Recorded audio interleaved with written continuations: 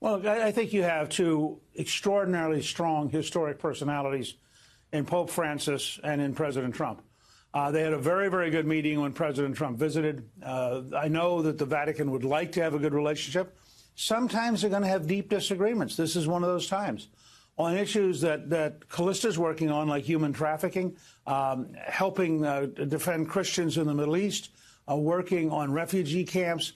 There are a number of, the United States is the largest donor, for example, to helping refugees in the world by a huge margin. So there are places where we're very much in agreement. There are a couple of places we're in disagreement. And I think the goal here is to be honest with each other, recognize when there's a disagreement, but also recognize how many different ways in which the Vatican and the United States are actually collaborators in favor of similar patterns. And it's always complicated. I mean, that's just the nature of foreign policy. All right. Yeah, but just briefly, why would the Vatican take issue with this decision?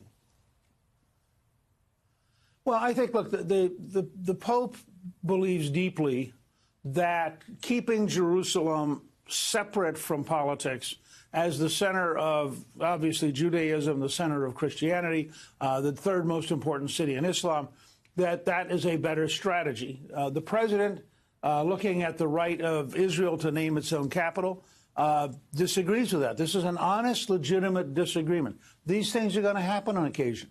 And what you have to do is decide that the larger relationship is worth preserving, even though you agree to have a strong disagreement about this particular issue. Sure. All right.